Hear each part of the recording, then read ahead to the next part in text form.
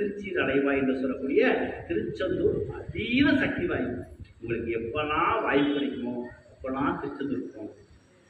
வியாழக்கிழமை போய் விட்டீங்கன்னா ரொம்ப விசேஷம். அங்கே குரு சன்னதி பிரகாரத்தில், அந்த குரு சன்னதிக்கு நீங்கள் வந்தீங்கன்னா பிரகாரத்தில் வரும்போது இருப்பார் குரு பகவான். அந்த குரு பகவானை நீங்கள் வணங்கினால் உங்களுக்கு வாழ்க்கையில் எல்லா வளமும் நலமும் கிடைக்கும் என்பது ஐதீகம். அந்த குருவை தாண்டி அப்படியே வரும்போது அங்கே சம்ஹார நாயகன், இப்போ அவர் தான் ஹீரோ. இந்த 6 நாள் அவர் தான் ஹீரோ. பார்த்துருக்கீங்களா அந்த பிரகாரத்தில்? ஆனால் அங்கே இருக்கிறவர் ரொம்ப கராராக இருப்பார். 100 ரூபா கொடுத்தா தான் அடிச்சாங்க. நான் ஒரு விஐபி கொண்டு போயிருந்தேன், பெரிய இதாகவே இல்லையா அவர். ஏன்னா அவர் சமுதாய நாயகன்ட்ட இருக்காருல்ல, சக்தி ஃபுல்லாக அங்கே தான் இருக்குது இல்லையா. இப்போலாம் அந்த ஏரியா பக்கத்துலேயே நம்ம போக முடியாது, சஷ்டி மண்டபம் பக்கமே போக முடியாது. சம்ஹார நாயகன் இருப்பார். இது எதுக்கு சொன்னோன்னா, நம்ம இந்த சாதாரண நாட்களில் போகும்போது இதெல்லாம் பார்க்காம வந்துடுவோம். அந்த சம்ஹார நாயகனை நீங்கள் பார்த்து வழிபட்டு வாங்க. அப்படியே வரும்போது பெருமாள் அங்கே இருக்கிறார் பக்கத்து இருந்து இல்லையா. 3 இறைவனுக்கு மட்டும் 3 கோலம் உண்டு. இறைவனுக்கு 3 கோலங்கள் உண்டு.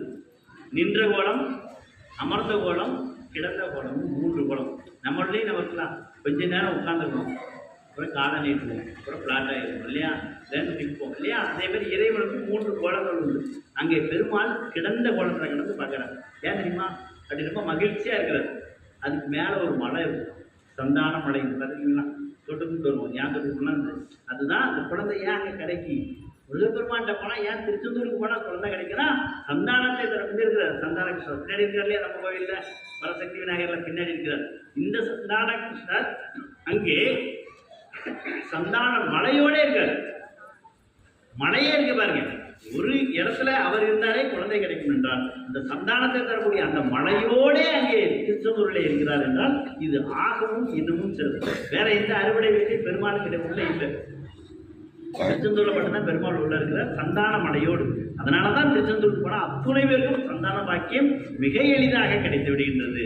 அதனால இதெல்லாம் நம்ம பார்த்து வழிபட்டு விட்டு இந்த 2வது படை வீடான திருச்செந்தூரிலே நமது பக்தியை செலுத்தினால் வாழ்க்கை மிக மகிழ்ச்சியாக இருக்கும் என்று சொல்லி